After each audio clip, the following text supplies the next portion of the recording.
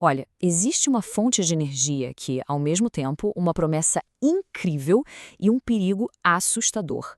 Hoje a gente vai falar sobre ela, a energia nuclear. E é curioso pensar que a história da energia nuclear não começa com a gente acendendo uma luz, mas sim com uma sombra gigantesca. Uma sombra que anunciou uma nova era, definida pelo poder de destruição do átomo. Mas e se essa força toda, essa força incrível, pudesse ser controlada? E se, em vez de ser usada para guerra, ela pudesse, sei lá, abastecer o mundo inteiro?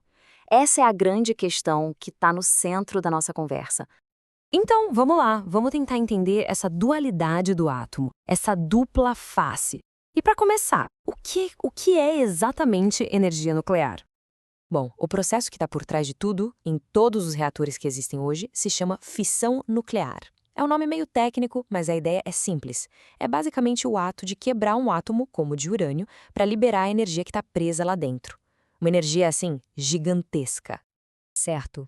Mas como é que a gente saiu de uma descoberta de laboratório para construir aquelas usinas enormes que vemos por aí? Essa foi uma verdadeira corrida pela energia.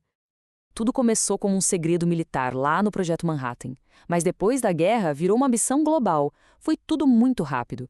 Em 1942, Enrico Fermi conseguiu a primeira reação em cadeia controlada. E, menos de 15 anos depois, em 56, a primeira usina comercial já estava funcionando no Reino Unido. Só que aí, lá para o final dos anos 70, a coisa começou a frear, e frear feio. Os custos dispararam e a preocupação do público com a segurança aumentou muito.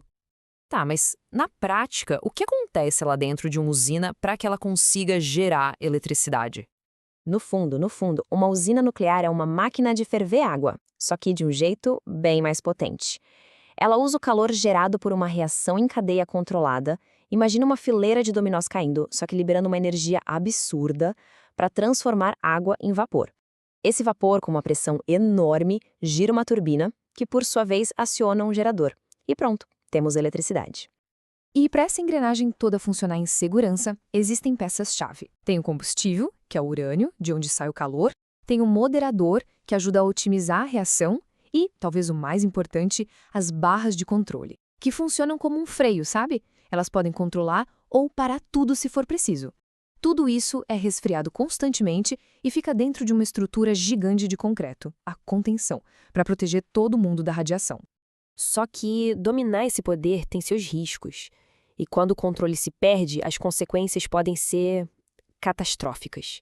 E é aqui que a gente entra no lado do perigo dessa história. E aqui temos dois exemplos que mostram isso muito bem: Three Mile Island, nos Estados Unidos, e Chernobyl, na antiga União Soviética. Nos dois casos, houve erro humano. Mas a gigantesca diferença foi a contenção. Em Three Mile Island, a estrutura de concreto aguentou firme e limitou o vazamento de radiação.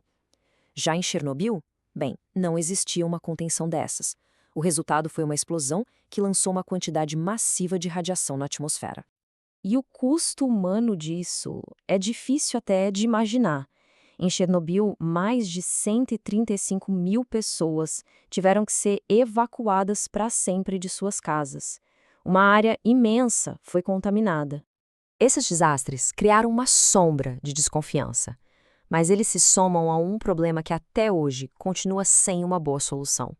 Que é a grande pergunta, né? O que a gente faz com o lixo nuclear? Um material que continua perigosamente radioativo por milhares de anos. Pensa nisso. Décadas de uso da tecnologia e a gente ainda não tem um método prático e totalmente seguro para se livrar desse resíduo para sempre. Isso nos deixa com um dilema gigantesco. A energia nuclear é uma solução perigosa que a gente deveria abandonar? Ou é uma necessidade inevitável para a gente conseguir suprir a demanda de energia do futuro? É uma pergunta que continua totalmente aberta.